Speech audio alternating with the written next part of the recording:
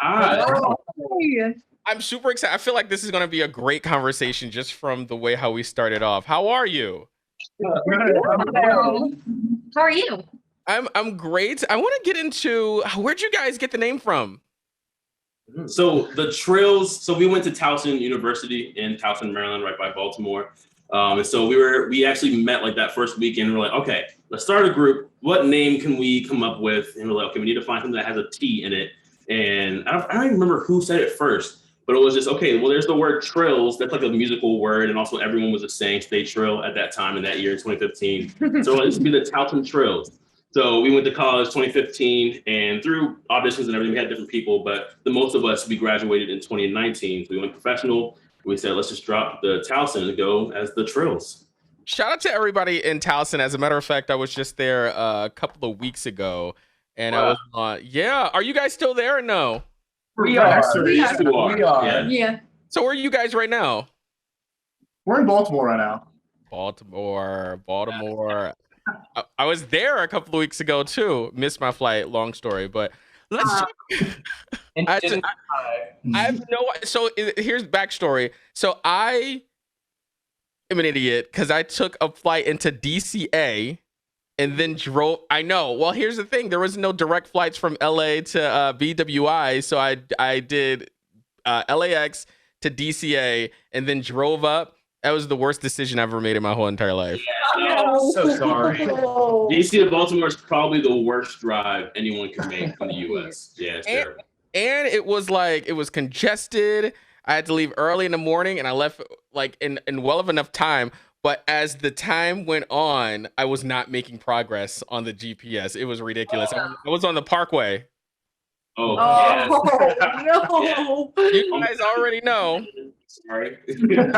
So what else is happening with you guys? I want to know what made you decide to put the covers out online. Great question. Yeah.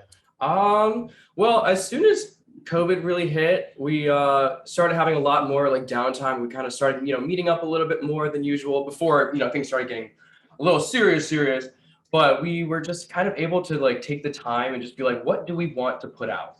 You know what I mean? And like, what do we all collectively just want to just enjoy doing and give the world what they want to see? You know what I mean? Yeah. Awesome. I mean, a lot of it was just finding the actual outlet, and that led to the Spotify releases, the TikTok videos, etc. And just there were no shows, so you could record, you could do small things, and that was it. So it's kind of the avenue we took. So really based on what we could do at the time. Were you guys super surprised just to see like the reactions? Oh my gosh. Yeah. Oh yeah. Came out of nowhere. Like we really had no idea that any of this would be happening. I think Catherine was the first to say, all right, I'm going to record a real random video. You don't know what I'm doing, but I'm just going to come out of the bathroom. I'm going to sing something. And we're like, okay. And then it just happened. And then 7 million views after from that video. We're like, okay, let's see what this TikTok thing is all about. So we got more consistent and more serious about it. And it's just been nothing but up from there. We're still processing. I'm like hella anxiety ridden, but it would drive me insane. Rock with me for a second. It would drive me insane to know that 7 million people watched something that I did. Yeah. Yeah. You're not the only one. Yeah, no. It was definitely a shock that first day when we woke up and saw, like, we posted it late at night. It was like 8:30, 9 o'clock. I guess not that late, but late for me. And then we woke up the next morning and we had like hundreds of thousands of views. And I think all of us were like shocked and a little bit like, well, that's a lot of people. Like, I don't know how I feel about that. Like, so this is what it feels like. Yeah. This is what it feels like to be famous. Hair wave. Yeah. Question. Okay, so take me through the process of like you're waking up in the morning, wiping your eye, right? You scroll over, go to your phone, and you see like, I'm sure it's just blowing up at this point. What is going through your mind? It's time to work. I think for me at least, that was the first thought I saw. Like, okay, we tried something and it worked. That means the more that we try different things and keep working at it, like things are bound to continue to work. So it's time to really, put our feet down and start working. So really after that, we were like, all right, let's put up a schedule. Let's actually start getting shit on TikTok and use it as much as we can. Yeah. Is there a type of pressure that you guys feel attached to it or no? Absolutely. Yeah. Yeah. It's a good pressure, you know, it's kind of, we want to keep it up. We don't want to just stay stagnant. We don't want to like let anybody down by not posting just because, you know, we're feeling a little down or feeling a little lazy. We want to keep going, keep the momentum, and honestly just keep doing more. Yeah. You know, Having the 6 of us too, because like we have the 6 of us to hold each other up. If I'm like just not feeling it one day, like I have the 5 others to be like, one, either it's, you know what, no, you need to get up because I know that you can feel better, but we need to put some work in. Or it's like we see that you need some rest, so we got it, and you rest and you take your minute. Like that's a cool relationship that we have as like this acapella family, that we know each other really well, and we can say when someone needs a break or when someone like we just need to rally together. It's been pretty cool. It's really interesting because I feel like people don't realize that when you do get popping online, it's a beast that you have to feed. Oh yeah. Yeah. Yeah. Oh yeah. I mean, just keeping up with the wants and the needs of the people that follow you, because I feel like once you become dormant, people start to go away. Yeah. It's slightly challenging for us too because we're either full-time students or we have full-time jobs. So once that first video like kind of went viral, more people were requesting things and wanting things from us, and we had to try to find the time to make everything that was being requested of us. Absolutely. It was cool, but a little pressure. A blessing and a curse. Yeah. It was so mostly a blessing. Yeah. What do you feel like is the biggest struggle about being a part of a group? Scheduling. And for acapella in particular, acapella is one of those things where, especially because there's 6 of us, if you mess up, somebody's gonna know. You don't have a backing track. Nobody's there to be like, like you're gonna know. So I thought about that because like if somebody, not necessarily, I feel like nobody will tell if it's off key, but like if somebody messes up can people tell if you're like off key and stuff like that? Oh yeah. If we go down together because we can't rely on an instrument. So it's like, It's like the Titanic, y'all. One person go down, everybody go down. And that's the bittersweet thing about TikTok too, is the fact that like if someone's off, there will be comments that will point you out at this exact second. They're like, oh, I heard that little something. It's like, I didn't even hear that. Like, how did you hear that? You know what I mean? You can't hide. Do you guys go down the rabbit hole and read the comments or no? Oh yeah. Some of us do. Which ones do, which ones don't? I do. I love it. do 100%. I love it too. I just think it's so entertaining. It's just like sometimes I'll see a comment, I'll be like, I mean, all right, you got me there. You know? Right. Here's my things about hate comments. If we're in the conversation, that's all I need to thrive off of. Like we might get like if you know pentatonics, we will get like, oh, they're the Walmart pentatonics. I'm like, but you're comparing us though. But we're in the same conversation. So yeah, it's always a good day for me for that. I don't like the comments because I feel like people get so bold behind a computer, and I want them to see me on the street and say that On site. It's on site. Yeah. Because you know they never will. They never will say anything to you into your face. You guys don't ever feel the urge to clap back or no? Oh, This mom's really good at it. It's true. Yeah. My mom is very supportive. She'll do it. She's like, she's the mama bear. Like if we don't see a comment in time, we'll already see her response and be like, how did you even get that fast? The notification hasn't even come in yet, and she's already answered. I'll be like, Mom, take it down. They're not worth their time. What's interesting, because I look at this 2 ways. Either I can clap back or the people that support you. It's crazy like how they will jump in and say something back, right? Absolutely. That's what I love seeing. Whenever there's a hate comment, there's always replies under that of like, you don't know what you're talking about. You don't know good music. And it's just like, yeah, 8-year-olds, you better go.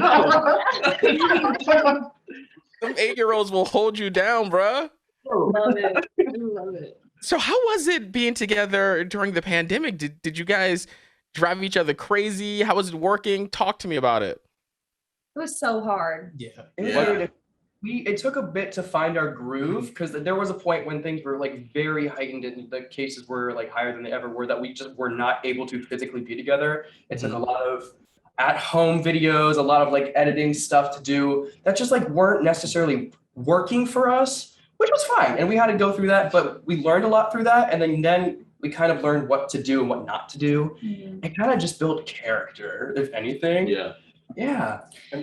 Like we were saying, like we were saying before, is that like when we have jobs and all this stuff and we have this added pressure to get videos out in time, if we have to quarantine, that's 2 weeks we lose like right there where we can't do anything together because someone's not there or someone's exposed to it. So like it just took a little bit of a toll. And like you said, it's a beast you have to feed. And so when we can't feed for 2 weeks, it get real hungry, and then you really feel that lack when you can't do anything for 2 weeks. Mm-hmm.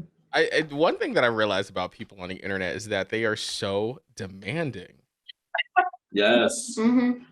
We got like part 48 of this song, part 38 asking for this song. Right now, we're on like part 15 of asking for Classic by MKTO on every single video. Like, We'll get there. We'll do it. You'll get there. Let's talk about Tim McGraw doing the duet. How was that, guys? What's up? Oh my gosh. Ye to the hall. Ye to the freaking hall.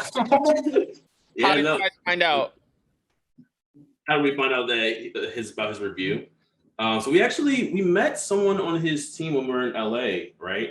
And there was like, hey, like we love your stuff, and he's actually going to react to one of your covers of his song. And we were like, oh, that's cool. We thought it was going to be like him, just like, this is a cool song. Next video. But also like the stuff that he said, like complimenting our group, but then at the end saying, I gotta have you guys perform with me. Now, whether that actually happens, he's Tim McGraw, so he can do what he wants. But it was just really, it was a confidence booster to us. He's like, wow, okay, this is a legend still looking at our stuff, saying that we're worth someone he could even consider singing with. Like it was really cool for us. I think the coolest thing was it's just a whole different ballpark of our music reaching people. So we've obviously had views and we've had streams, we've had that kind of thing, but someone of that kind of prestige seeing our stuff and enjoying our stuff, that was really the first time I think that's happened. I think that's why it's such a cool moment and kind of a memorable moment for at least myself.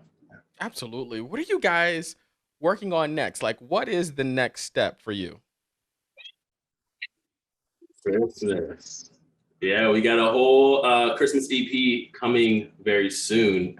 There's a lot more information coming, so we're not going to give release dates like that yet, but we are working on a Christmas project in November. I'll say that. What we can say from what we've heard so far, it's pretty good. Yeah. I think it's crazy how we're talking about Christmas already. Right? I know. See, here's what people don't understand. We start listening to Christmas after Thanksgiving. So, or let's say like after Halloween. Let's give grace and say that. That means that we have to be recording even a week after that. Still, you need time for the arranging, for the rehearsing, for the recording, for the editing, for the mixing, for the master, for the distribution. All of that takes Music so long. videos, Music photo videos. shoots. So like we didn't realize until this year, we haven't done a full project, and we haven't done a Christmas project yet ever. And so it's our first time, and we're planning out the year back in like May. Yeah, and we're like, oh, this like is now. Like we need to start doing this now. So yeah, so we've been working on that, and that's coming very soon. We were recording Christmas in July. Yeah. We were recording Christmas songs. And it's July 25th is literally, what is it, 6 months away from Christmas? Yeah, it's in July.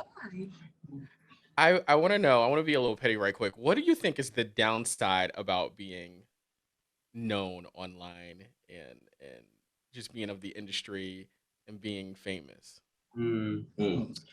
Honestly, being put in a box for sure. Because the thing about like our group is like we just love to sing literally anything. And you know, there's sometimes where I'll meet someone and be like, oh, we're really big on TikTok. And I'm like, but there's so much more that we do. You know what I mean? And like I catch myself doing that too. I'm like, oh, let me not put us in a box. But it's very easy. That's how you hook them in. That's how you hook them in. There you go. There you go. Yeah, that's definitely one for sure. Oh, is that it, guys? Yeah, I'm thinking about what's the hardest thing. I feel like we're still on a crazy high too. I don't want the high to stop either. I want us to continue to be like grateful for everything that comes to us. I think for me it would probably just be the expectation of doing better and better and better than the last. And I do that to myself already. It's like, I want the next thing that we do to be better. But when you're like, all right, we're at 3.5 million on TikTok. The one video that we had has how many million for Sea Shanty? 47. 47 million views on that one video. So I'm like, all right, so we got to beat that. But it's also the game of it too. I like that game of like, all right, how do we do that? How do we beat what we did before? So there's a pressure to it and a little bit of anxiety connected to it, but it's also a little bit of a challenge that we like. Guys, it's literally almost like a drug. Yeah. Man. It's a little addicting in the best way Yeah. possible. It's like, I mean, because it's only, doing us well. So there's nothing bad to it, but it's just so fun. It's so fun to like see like what in this video is doing well and why do people like this specific thing and how do we catch the audience? What's getting the views? It is addicting. It is. Yeah, it's addicting because you're doing everything that you want to do. You're having fun and you're doing it with people that you love. That's the addicting part of it. You know what I'm saying? Yes. Well, guys, it was a pleasure talking to you guys and just chatting it up. And I cannot wait until you come out to LA so you can come into the studio and we can do this properly, okay?